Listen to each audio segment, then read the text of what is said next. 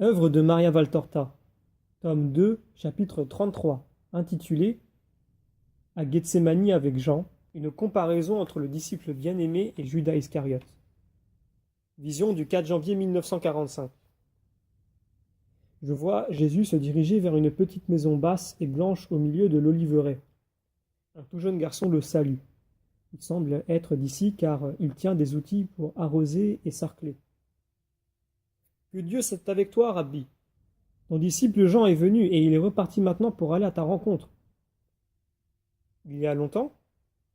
Non, il vient de prendre ce sentier. Nous pensions que tu arriverais de Béthanie. Jésus part en hâte, bondit dans l'autre sens. Il aperçoit Jean qui descend presque au pas de course vers la ville, et il l'appelle. Le disciple se retourne, et, le visage illuminé de joie, il s'écrie Ô mon maître et revient en arrière en courant. Jésus lui ouvre les bras, et ils s'embrassent tous deux affectueusement. Je venais te chercher, je croyais que tu étais allé à Béthanie, comme tu l'avais dit. Oui, j'en avais l'intention, mais il faut commencer à évangéliser aussi les alentours de Jérusalem. Mais ensuite j'ai été retenu en ville pour instruire un nouveau disciple. Tout ce que tu fais est bien fait, maître, et réussi.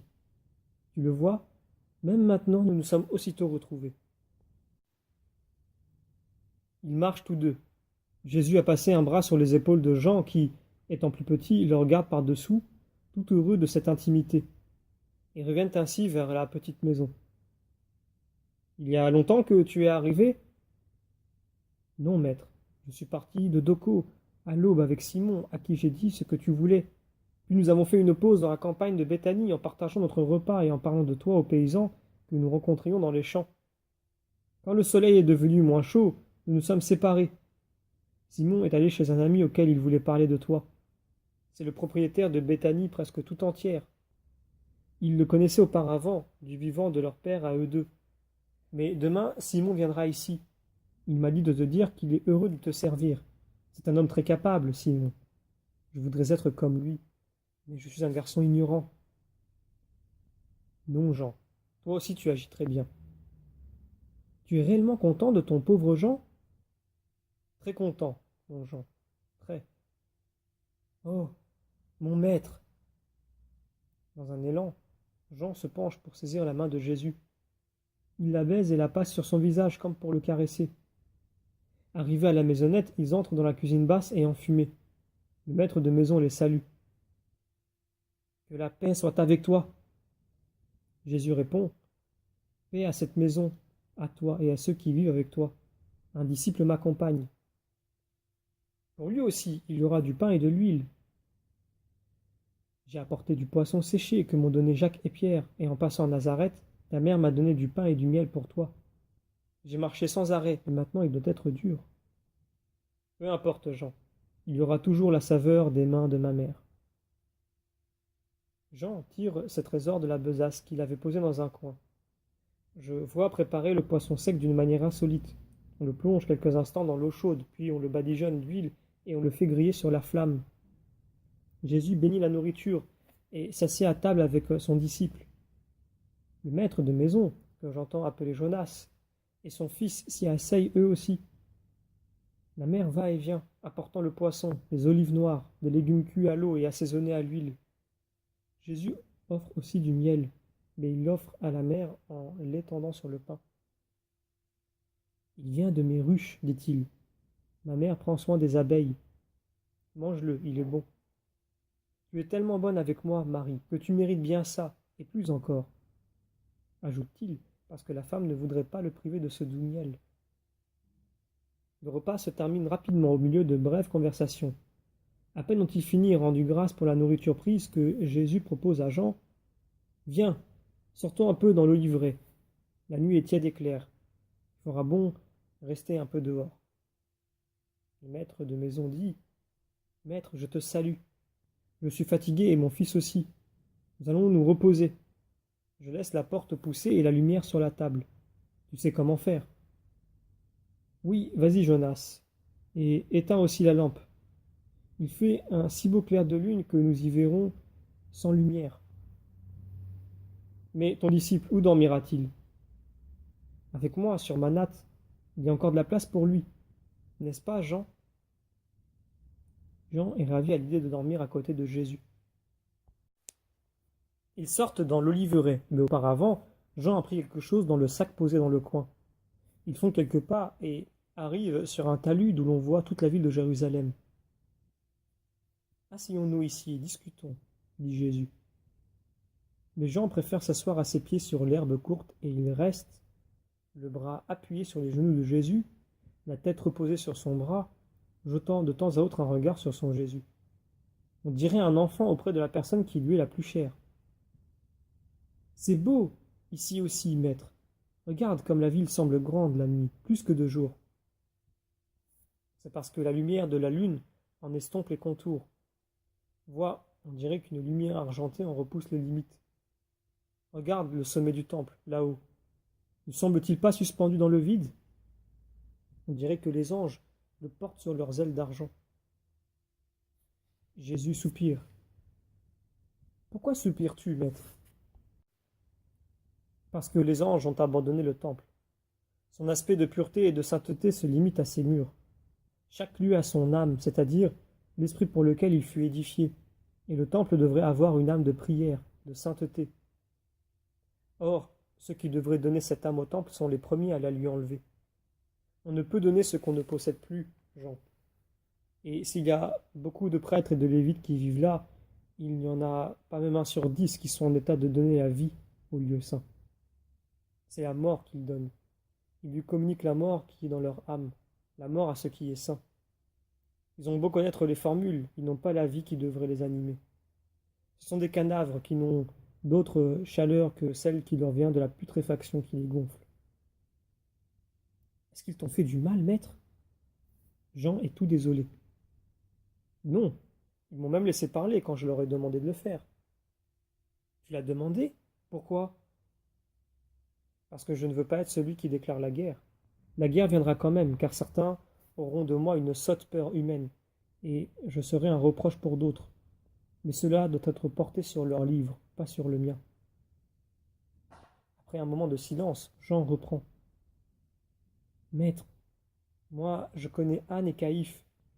Ma famille a avec eux des rapports d'affaires, et quand j'étais en Judée à cause de Jean-Baptiste, je venais aussi au temple. Ils se montraient gentils avec le fils de Zébédée. Mon père leur réserve toujours le meilleur poisson. C'est la coutume, sais-tu. Quand on veut les avoir pour amis, garder leur amitié, il faut agir ainsi. Je le sais. Le visage de Jésus s'assombrit. Eh bien, si tu es d'accord, je parlerai de toi au grand prêtre. Et puis, si tu veux, je connais quelqu'un qui a des rapports d'affaires avec mon père. C'est un riche marchand de poissons. Il a une belle et grande maison près de l'Hippique, car ce sont des gens riches, mais aussi très bons. Tu y serais plus à ton aise et tu ne te fatiguerais moins. Pour arriver jusqu'ici, on doit passer aussi par ce faubourg d'Ophel, si turbulent et toujours encombré d'ânes et d'adolescents querelleurs. Non, Jean, je te remercie. Je suis bien ici. Vois-tu cette paix? Je l'ai dit aussi à l'autre disciple qui me faisait la même proposition. Lui, il disait pour être mieux considéré. Moi, je le disais pour que tu te fatigues moins. Je ne me fatigue pas. Je marcherai beaucoup et ne me fatiguerai jamais. Sais-tu ce qui me fatigue? Le manque d'amour. Ah, quel poids cela représente pour moi. C'est comme si j'avais un poids sur le cœur. Moi, je t'aime, Jésus. Oui, et tu me soulages. Je t'aime beaucoup, Jean, et je t'aimerai toujours, car toi, tu ne me trahiras jamais.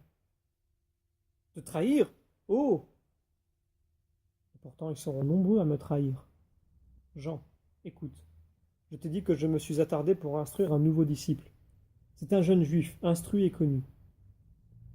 Alors, tu auras beaucoup moins de mal qu'avec nous, maître. Je suis content que tu aies quelqu'un de plus capable que nous. Tu crois que j'aurai moins de mal? S'il est moins ignorant que nous, il te comprendra mieux et te servira mieux, surtout s'il t'aime mieux. Voilà, tu as bien parlé. Mais l'amour n'est pas proportionnel à l'instruction ni à l'éducation. Un cœur vierge aime avec toute la force de son premier amour. Cela vaut aussi pour la virginité de la pensée. Et l'amour s'imprime davantage dans un cœur et une pensée vierge que là où ont déjà existé d'autres amours. Mais si Dieu le veut, écoute, Jean, Je te prie d'être pour lui un ami. Mon cœur tremble de te placer, toi, l'agneau encore jamais tondu, auprès de celui qui connaît la vie. Même s'il se calme parce qu'il sait que, certes, tu seras un agneau, mais aussi un aigle, et si cet homme habile veut te mettre à terre, sur le sol boueux, le sol du bon sens, toi, d'un coup d'aile, tu sauras te libérer et ne vouloir que l'azur et le soleil. En ce but, je te prie, en restant tel que tu es, d'être l'ami de ce nouveau disciple que Simon-Pierre et d'autres n'aimeront guère, pour faire passer en lui ton cœur. Ô maître, mais n'y suffis-tu pas? Moi, je suis le maître auquel il ne dira pas tout. Tu es le condisciple, beaucoup plus jeune, à qui il est plus facile de s'ouvrir. Je ne te dis pas de me répéter ces paroles. Je hais les espions et les délateurs. Mais je te demande, Jean, de l'évangéliser par ta foi et ta charité, par ta pureté. C'est une terre que souillent des eaux stagnantes. Il faut que le soleil de l'amour l'assainisse, que l'honnêteté des pensées, des désirs et des actes la purifie, enfin que la foi la cultive. Tu peux le faire. Si tu crois que je le peux. Ah oui, si tu me dis que je le peux, je le ferai, par amour pour toi. Merci, Jean. Maître, tu as parlé de Simon-Pierre, et il me revient à l'esprit ce que je devais te dire d'abord. Mais la joie de t'entendre m'a fait l'oublier. De retour à Capharnaüm après la Pentecôte, nous avons tout de suite trouvé le sommeil habituel de cet inconnu. L'enfant l'avait porté à ma mère. Je le donnai à Pierre qui me l'a rendu, en me disant d'y puiser un peu pour le retour et le séjour à Doko. Il m'avait dit de t'apporter le reste pour tes besoins éventuels. Pierre s'imaginait que ici, tout ne serait pas confortable, mais toi tu dis le contraire. Je n'ai pris que 2 deniers pour 2 pauvres rencontrés près d'Éphraïm. Pour le reste, j'ai vécu avec ce que m'avait donné ma mère et ce que m'ont donné de braves gens auxquels j'avais annoncé ton nom. Voici la bourse. Je la distribuerai demain aux pauvres. Comme ça, Judas apprendra nos habitudes. Ton cousin Jude est venu? Comment a-t-il fait pour être si rapide? Il était à Nazareth et ne m'a pas parlé de départ. Non, Judas est le nouveau disciple. Il est de Kérioth. Mais tu l'as vu à Pâques, ici le soir de la guérison de Simon. Il était avec Thomas. Ah, c'est lui! Jean est un peu interdit. C'est lui. Et Thomas, que fait-il? Il a obéi à ton ordre en se séparant de Simon le Cananéen et en longeant la mer à la rencontre de Philippe et de Barthélemy. Oui, je veux que vous vous aimiez sans préférence, en vous aidant réciproquement, en vous faisant l'un à l'autre bon visage. Personne n'est parfait, Jean, ni les jeunes ni les vieux, mais avec de la bonne volonté, vous atteindrez la perfection, et ce qui vous manquera, je le mettrai en vous. Vous êtes comme les fils d'une famille sainte. Il y a en elle bien des caractères différents. L'un est rude, l'autre doux, l'un est courageux, l'autre timide, l'un impulsif, l'autre prudent. Si vous étiez tous pareils, vous seriez forts dans un domaine et déficients dans tous les autres. Ainsi, au contraire, vous formez une union parfaite, parce que vous vous complétez les uns les autres. L'amour vous unit, doit vous unir pour la cause de Dieu. Et pour toi, Jésus, d'abord la cause de Dieu, puis l'amour pour son Christ. Qu'est-ce que je suis, moi, dans notre famille? Tu es la paix aimante du Christ de Dieu. Es-tu fatigué, Jean? Veux-tu rentrer? Moi, je reste à prier. Je reste aussi à prier avec toi. Laisse-moi rester. Eh bien, soit. Jésus récite des psaumes et Jean s'y associe. Mais sa voix s'éteint et l'apôtre s'endort, la tête sur la poitrine de Jésus, qui sourit et étend son manteau sur les épaules du dormeur, puis continue sûrement à prier mentalement. Sur ce, la vision prend fin.